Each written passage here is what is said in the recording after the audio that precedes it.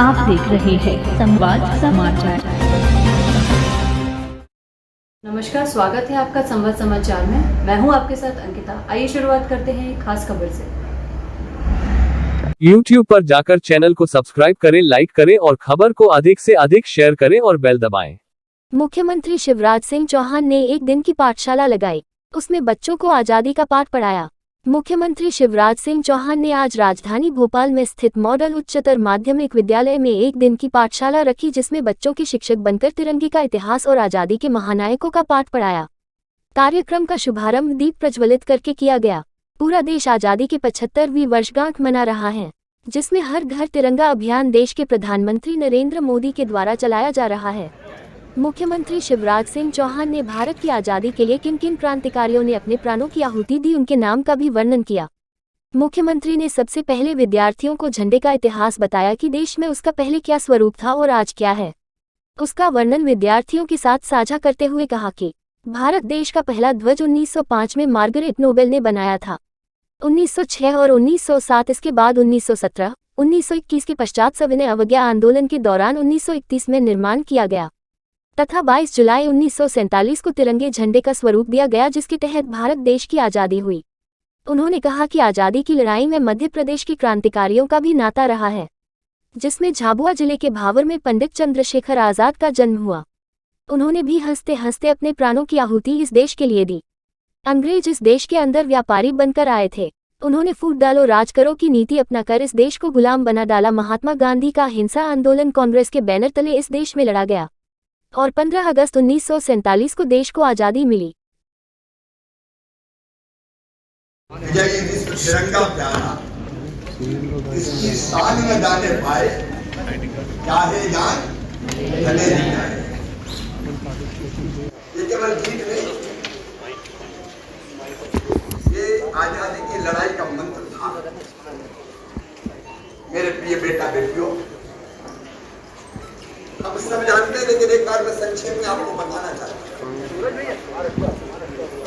अपना देश भारत अत्यंत प्राचीन और महान राष्ट्र है। 5000 साल से ज्यादा ज्ञात इतिहास है हमारा। जब दुनिया के चाहे यूएस हो, अमेरिका हो या बाकी देश, जब सभ्यता के सूर्य का उदय नहीं हुआ था, तब हमारे देश में वेदों की ऋचाएं रच दी गई थी। दुनिया को ज्ञान का प्रकाश दिया भारत ने। तक्षशिला और नालंदा जैसे विश्वविद्यालय हमारे यहाँ थे, जहां पढ़ने दुनिया के कई देशों के विद्यार्थी आया करते थे। एक नहीं अनेकों विदेशी यात्रियों ने लिखा है। भारत के ग्रंथ कई दुनिया के कई देशों में गए। हम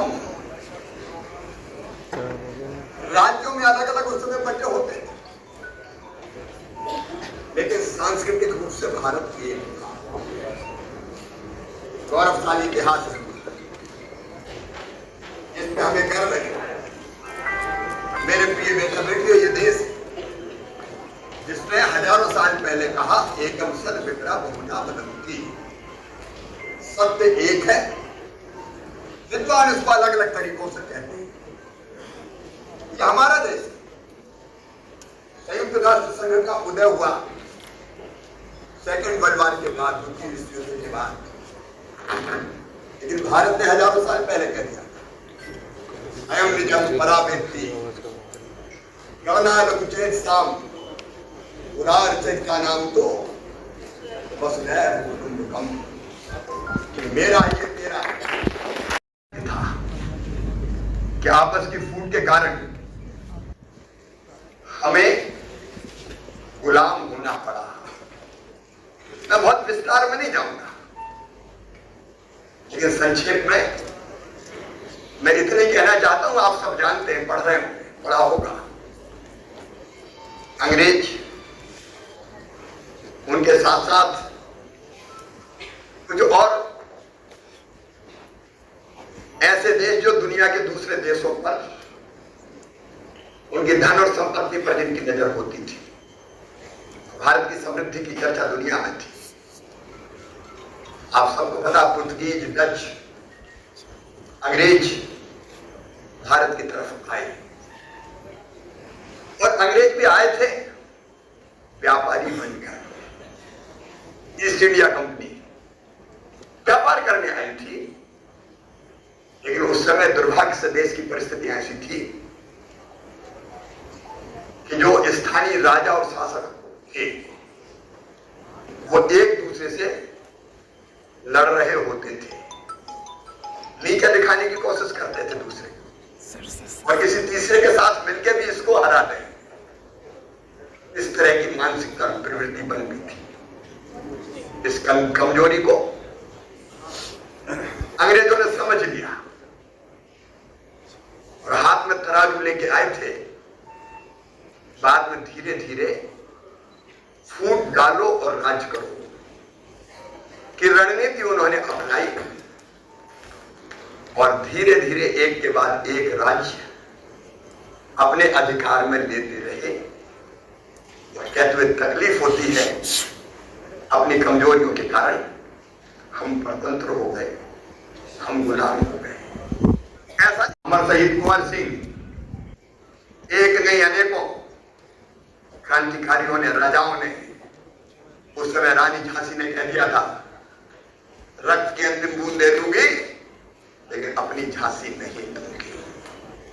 एक संकल्प अंग्रेजों को खदेड़ दो।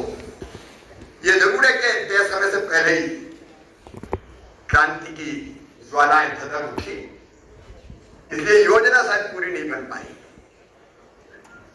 केवल देश में नहीं, महारानी लक्ष्मीबाई तो झांसी से लड़ी, अभी उम्र कुल 23 की थी, मनुज नहीं अवतारी थी, हमको जीवित करने आई, बंद स्वतंत्रता नारी थी, दिखा गई पथ सिखा गई जो हमको सीख सिखानी थी।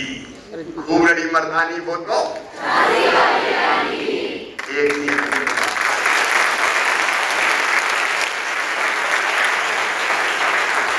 अपने मध्य प्रदेश में भी कितने क्रांतिकारी हुए।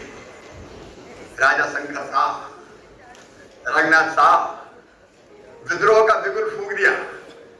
जबलपुर मंडला के आसपास कुंवर चैन सिंह, राणा बट्टावर सिंह, रंटिया मामा, भीमा नायक, खज्जा नायक, बादल भोई, राजा विभूत सिंह, एक नहीं अनेकों क्रांतिकारी जिन्होंने संघर्ष का बिगुल फूंक दिया।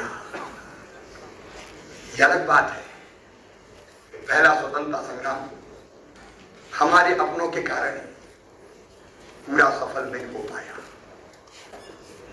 कुचलने की अंग्रेजों ने कोशिश की, हमारे कई क्रांतिकारी मारे गए, बलिदान हो गए, रक्त की अंतिम बूंद तक उन्होंने दे दी और कई को अंडमान निकोबार जैसे अलग अलग जेलों में भी जाना पड़ा।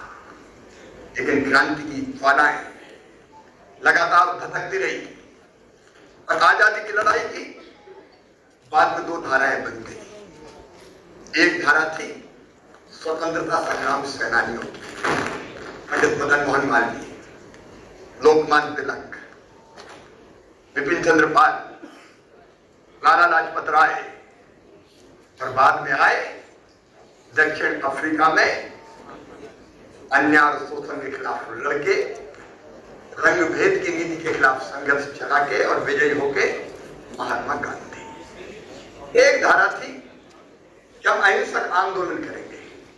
लोकमान्य तिलक ने उस समय कह दिया था, स्वराज मेरा जन्म सिद्ध अधिकार है और मैं उसे लेके रहूंगा। एक तरफ अहिंसक आंदोलन, लेकिन दूसरी तरफ ऐसे क्रांतिकारी भी थे जिन्होंने ये माना कि अंग्रेज केवल हाथ जोड़ने से भारत छोड़ के नहीं जाएंगे, अगर इनको यहां से खदेड़ना है तो अस्त्र उठाने पड़ेंगे, शस्त्र उठाने पड़ेंगे। एक नहीं अनेकों क्रांतिकारी हुए। मैं बहुत लंबे गहराई में नहीं जाऊंगा, लेकिन हमें कई उदाहरण मिलते हैं। एक तरफ महात्मा गांधी ने सत्य और अहिंसा एक अलग अस्त्र दिया लड़ाई का, अलग अस्त्र, सविनय अवज्ञा आंदोलन, सत्याग्रह, नए नए अस्त्र जो दुनिया ने लड़ाई में कभी नहीं देखे थे। तो दूसरी तरफ क्रांतिकारियों की एक श्रृंखला हुई। आपने सबका नाम पढ़ा और सुना है। हमारे कई क्रांतिकारी, शहीद उधम सिंह का नाम सुना होगा। जलियांवाला बाग में जब अंग्रेजों ने जनरल को उठाए थे, कत्लेआम लाशों से पट गया था जलियांवाला बाग। छोटा सा बालक था उधम सिंह, खून से सनी उस माटी को उठा के उसने संकल्प लिया था कि जनरल डायर में इसका बदला लूंगा। डायर चला गया अपने देश, उधम सिंह भी पहुंचे। कई दिनों तक कैसे मैं बदला लूं इसकी योजना बनाई, और बाद में एक दिन जनरल कोडायर को गोलियों से भून के बदला ले लिया। शहीद उधम सिंह ने खुद फांसी के फंदे पे चढ़ गए। उसके पहले चाफेकर बंधु, मदनलाल ढींगरा, एक नहीं अनेकों क्रांतिकारी। वे घटना सुना। चंद्रशेखर आजाद 14 वर्ष के थे, भारत माता की जय बोलना पड़ा था। वंदे मातरम का उद्घोष कोई कर नहीं सकता था, क्योंकि वंदे मातरम भारत की आजादी का मंत्र बन गया था। लेकिन बालकों की टीम लेके निकल पड़े चंद्रशेखर आजाद, वंदे मातरम भारत माता की जय पकड़ लिए गए और 15 बैत मारने की सजा सुनाई गई। छोटे से चंद्रशेखर लिटा दिए गए और बैत मारने की सजा प्रारंभ हुई। हाथ उठता, सड़क से बैत पीठ पर पड़ता, लेकिन जैसे बैत पीठ पर पड़ता आवाज आती चंद्रशेखर आवाज की, भारत माता की जय, भारत माता की जय। बैत पढ़ते गए, लेकिन चंद्रशेखर आजाद की आवाज भारत जय। जब 15 बैत मारने की सजा पूरी हो गई तो आजाद ने कहा, अरे पीछे आ एक बात मेरे आगे कहां से आ जाएंगे? पीछे आ जा, पीछे आ जा, पीछे आ जा, पीछे आ जा। दोबारा तुम चंद्रशेखर आजाद इलाहाबाद में अपनों की गद्दारी के कारण जब वो घिर गए तो अनेकों अंग्रेजी सिपाहियों को मारा उन्होंने। लड़ते रहे, लेकिन जब उनकी मौजूद पिस्तौल में अंतिम गोली शेष बची, उसको दमतुल बुखारा कहते थे अपनी पिस्तौल को, जब अंतिम गोली बची तो भारत की माटी को उठा के उन्होंने कहा, मां मुझे माफ कर देना, मैं तेरी इतनी ही सेवा कर पाऊंगा। और अपनी कनपट्टी से नली लगा के ट्रेकर दबा दिया। जीते जी दोबारा चंद्रशेखर आजाद को अंग्रेज पकड़ नहीं पाए। पिताजी चिंता नहीं की, भारत माता की सेवा में अपनी जिंदगी कुर्बान कर दी।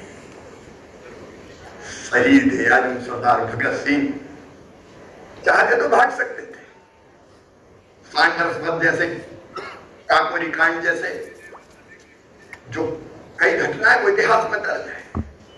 ये भागे नहीं, असेंबली में बम फोड़ा, गिरफ्तार हुए और अपने सड़कों से अदालत में भी उन्होंने पूरे देश में आजादी के लिए ऐसी भावनाएं प्रज्वलित कर दी कि अंग्रेजों का टिकना मुश्किल हो गया। कहते हैं उनके क्रांतिकारी साथियों में से जेल में उनसे मिलने गए और कहा कि हमने आपको यहां से छुड़ाने की पूरी योजना बना दी। भगत सिंह जी का चेहरा गुस्से से थमा गया और उन्होंने कहा कि भगत सिंह को कायर समझते हो? साथी बोले, भगत सिंह कायर कैसे हो सकते हैं? लेकिन फांसी के बाद अगर भगत सिंह नहीं रहे तो आंदोलन की आजादी का नेतृत्व कौन करेगा? उत्तर था, फांसी लगने से एक भगत सिंह तो मर जाएगा, लेकिन उसके रक्त की धार से हजारों भगत सिंह पैदा हो जाएंगे, जो तब तक लड़ेंगे जब तक कि भारत माता स्वतंत्र ना हो जाए। इसके माध्यम से उस समय लड़ता था, क्रांतिकारी धारा खत्म होने वाला है, लेकिन बाद में असहमति के कारण इस्तीफा दे दिया। और फिर अंग्रेज इतना डरते थे, नजरबंद किया था, तो आंखों में धूल झोंक के निकल गए हमारे नेताजी सुभाष चंद्र बोस, और उद्घोष उन्होंने किया, तुम मुझे खून दो, मैं तुम्हें आजादी दूंगा। और आप कल्पना करते हैं, भारत के बाहर विदेशों में, जर्मनी और जापान में एक सेना खड़ी कर दी। उस सेना का नाम था, जोर से बोलो, आजाद हिंद फौज खड़ी कर दी। और भारत भूमि पर अंग्रेजों से लड़ते हुए अंडमान निकोबार और नॉर्थ ईस्ट में तिरंगा झंडा फहराया। वो नेताजी सुभाष चंद्र बोस की आजाद हिंद फौज ने फहराया। लड़ाई चलती रही, लड़ाई को स्वतंत्र करने का फैसला अंग्रेजों ने किया। लेकिन मेरे बेटा बेटियों, इस स्वतंत्रता की लड़ाई एक ध्वज लेकर लड़े, क्योंकि आपने देखा होगा पुराने समय में भी राजाओं का या शासकों का ध्वज हुआ करता था। हमारे प्रिय प्रधानमंत्री जो एक वैभवशाली, गौरवशाली, संपन्न और समृद्ध राष्ट्र का निर्माण कर रहे हैं। आज भारत का मान, सम्मान और शान पूरी दुनिया में है। दुनिया का कोई देश हमें अनदेखा नहीं कर सकता। उन्होंने आह्वान किया कि भारत की स्वतंत्रता के 75वें वर्ष को उत्साहपूर्वक मनाएंगे, और सबको आह्वान किया कि हम हर घर तिरंगा फहराएंगे, हर घर तिरंगा। तो आओ मेरे बेटे बेटियों, हमारा राष्ट्र ध्वज, भारत के गौरव का प्रतीक, ये तिरंगा हमारा राष्ट्रीय ध्वज कैसे बना, आओ जरा इसके इतिहास को देखते हैं, क्योंकि हमको ध्वज फहराना है। आप सब जानते हैं कि लड़ाई में, आजादी की,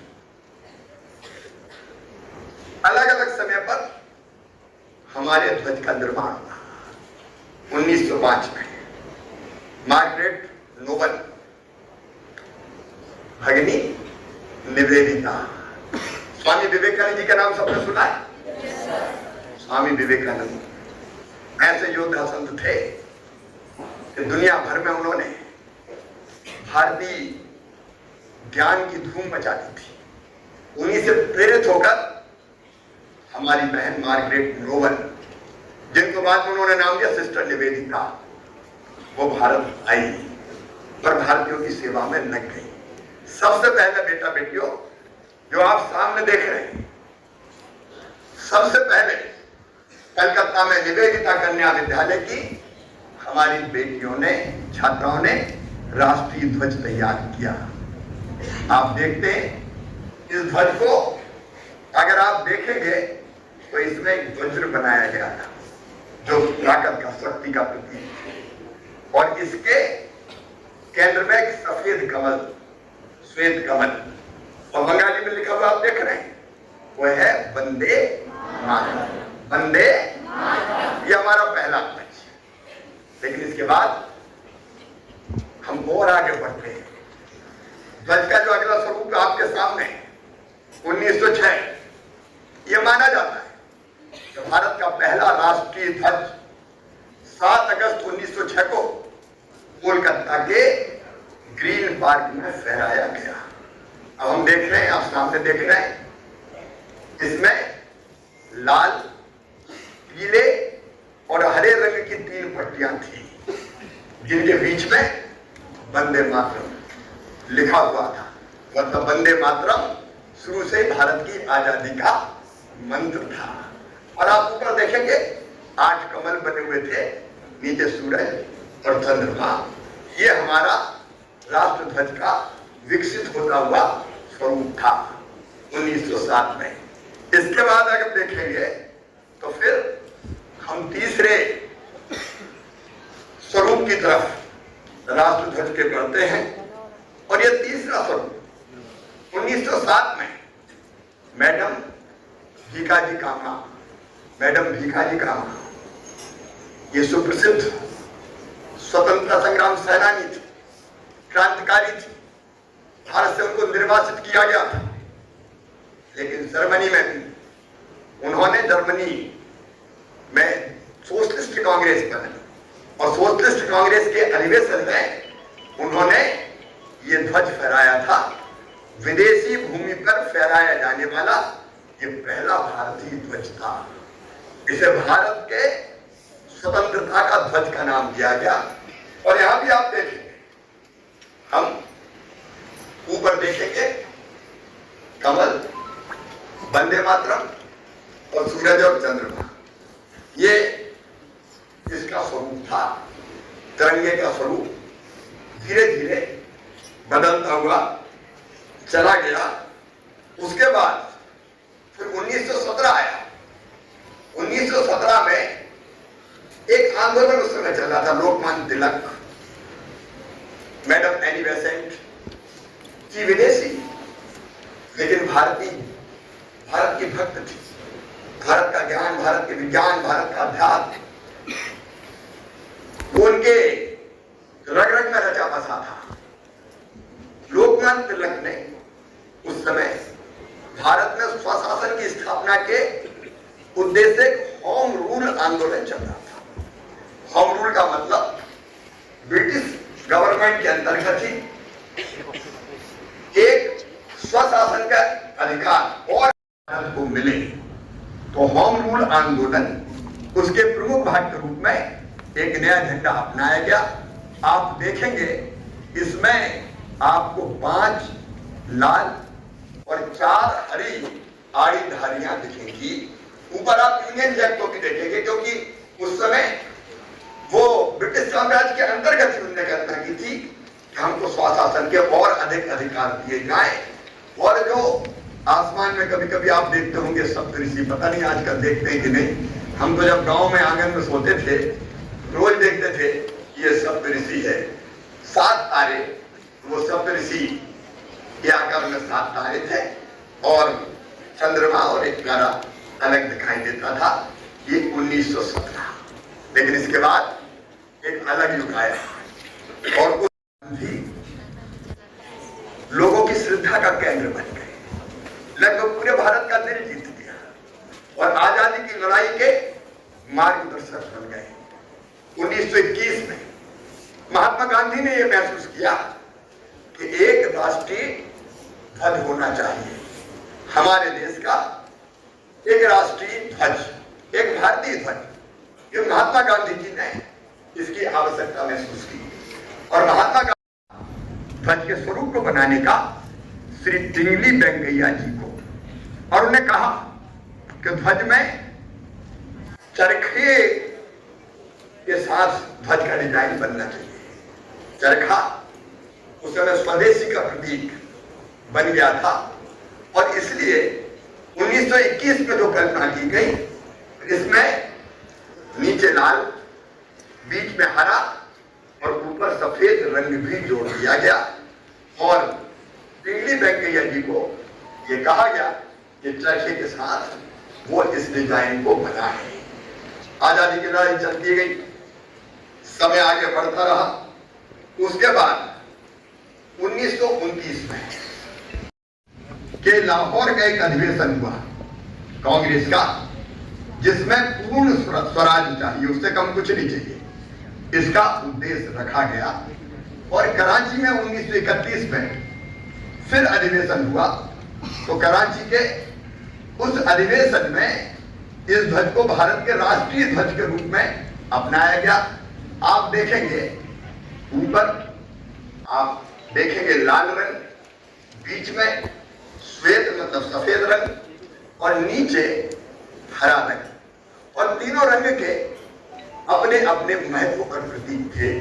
लाल रंग बलिदान का प्रतीक था, लाल रंग बलिदान का प्रतीक, सफेद श्वेत रंग पवित्रता का प्रतीक और हरा रंग आशा का प्रतीक बन गया और देश की प्रगति का प्रतीक चरखा इसके बीच में, इसके केंद्र में जोड़ा गया। ये 1931 में हुआ और तिरंगे का ये स्वरूप, राष्ट्रध्वज का ये स्वरूप हमारे सामने आया। आजादी की लड़ाई चलती गई, देश आगे बढ़ता रहा। के कारण देश में करो या मरो, अंग्रेजों भारत छोड़ो आंदोलन के कारण भारत का बच्चा बच्चा स्वतंत्रता के यज्ञ में, महायज्ञ में कूद गया। तब अंग्रेजों ने तय किया क्या भारत में टिक नहीं सकते, हमको जाना ही पड़ेगा। और तब आजादी देने की तैयारियां शुरू हुई। फिर हमारी संविधान सभा बनाई गई। देश को चलाना है तो एक संविधान चाहिए, इसलिए संविधान सभा का गठन हुआ। हमारे प्रथम राष्ट्रपति जो बाद में बने डॉक्टर राजेंद्र प्रसाद, वो संविधान सभा के अध्यक्ष थे और ड्राफ्ट कमेटी के चेयरमैन थे डॉक्टर बाबा साहब अम्बेडकर। और उस समय 22 जुलाई 1947 को उस संविधान सभा ने स्वतंत्र, इस जो ध्वज आपको दिख रहा है वर्तमान स्वरूप में, इसे भारत के राष्ट्रीय ध्वज के रूप में अपनाया। अब अपना ये ध्वज आप देखेंगे, इसमें ऊपर केसरिया रंग, हम लाल भी कहते हैं लेकिन केसरिया ज्यादा हम उपयोग करते हैं, मध्य में सफेद रंग और सबसे नीचे हरा रंग। और इस रंग के प्रतीक भी अगर आप देखेंगे तो ये समझना हम सबके लिए जरूरी है। इसके मध्य में जो सफेद रंग है वो शांति और सत्य का प्रतीक है। शांति और सत्य, इसका प्रतीक सफेद रंग। और इसके सबसे नीचे जो हरा रंग है वो हमारी भूमि की उर्वरता, हरियाली, विकास और सुविधा का प्रतीक है। शुभता उसको प्रदर्शित करता है। और ध्वज के बीच में चरखे के स्थान पर ये 24 तीलियों वाला चक्र है।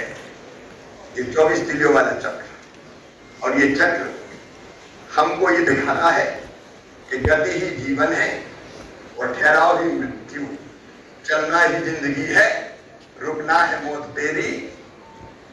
ये इसका प्रतीक है। मतलब काम करते रहो, चलते रहो, चलते रहो, चलते रहो। मैं अपने बच्चों को कुछ और महत्वपूर्ण बातें जरूर समझाना चाहता हूं। हम जाने ये सब कि हमारे तिरंगे में, हमारे राष्ट्रीय ध्वज में लंबाई और चौड़ाई का अनुपात क्या है। यह अनुपात है 3:2, मतलब 3 लंबाई और 2 चौड़ाई। अगर 3 मीटर लंबाई है तो 2 मीटर चौड़ाई, 3 फीट लंबाई है तो 2 फीट चौड़ाई, ये अनुपात है। और बाकी आपने भी देख ली है, तीनों रंग और केंद्र में 24 धारियों के साथ एक चेहरा। उनका जन्म 2 अगस्त 1876 को वर्तमान आंध्र प्रदेश के मछलीपट्टनम के निकट भाटला पेरुमालू नामक गांव में हुआ था। पिताजी का नाम हनुमंत रायडू और माता का नाम वेंकटरत्नम्मा था।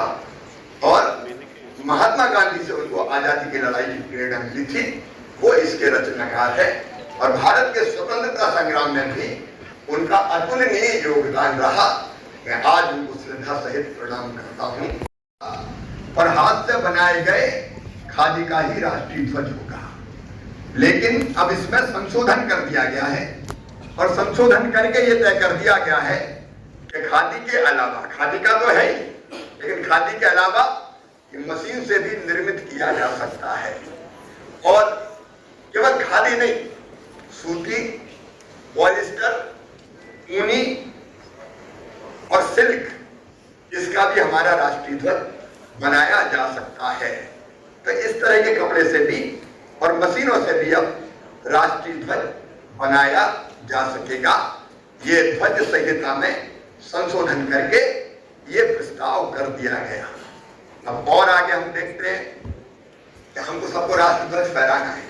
फहराएंगे ना सब? जोर से बताएं, फहरा। 13 से लेकर 15 के बीच फहराना है। मैंने भी राष्ट्रीय ध्वज ले लिया, आपने अभी लिया कि नहीं? लिया कि नहीं? नहीं लिया तो लेना। और एक बात मम्मी पापा से भी कह देना कि हम अपने पसीने की कमाई से खरीदा हुआ राष्ट्र ध्वज ही फहराएंगे। ये बात है कि नहीं?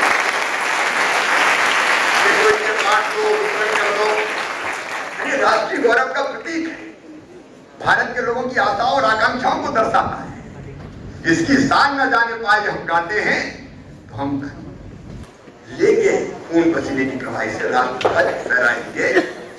और राष्ट्र ध्वज को फहराते समय कुछ बातों का ध्यान रखना बहुत जरूरी है।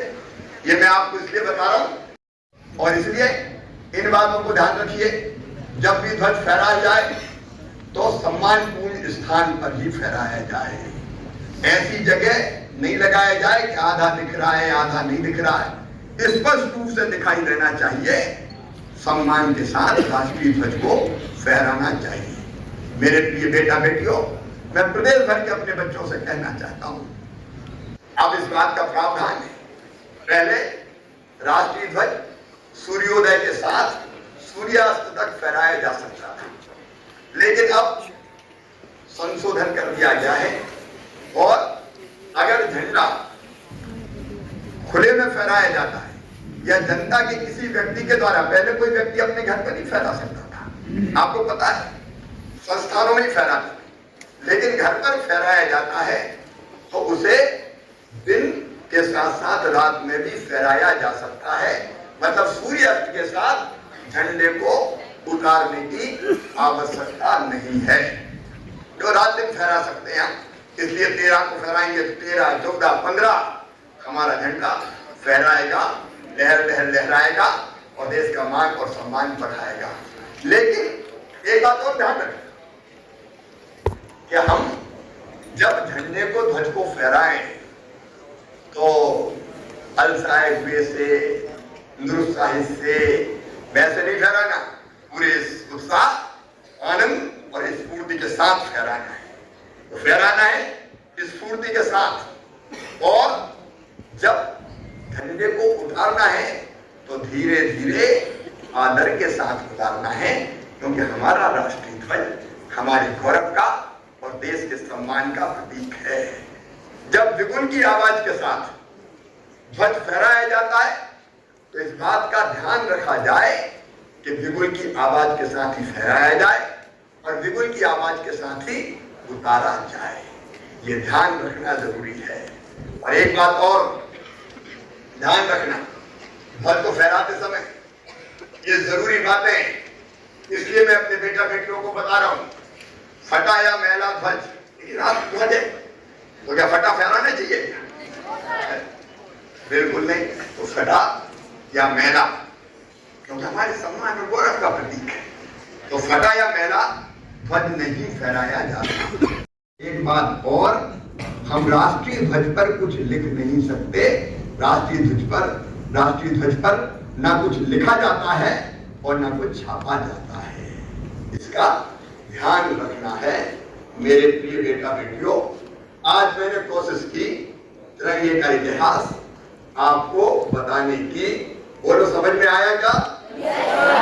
ऐसे तो नहीं कह रहे? अब हम सब राष्ट्र ध्वज फहराएंगे। जोर से बताओ, फहराएंगे। बोलिए भारत माता की वंदे वंदे। धन्यवाद। अरे प्रधानमंत्री जी ने आह्वान हर घर तिरंगा फहराने का,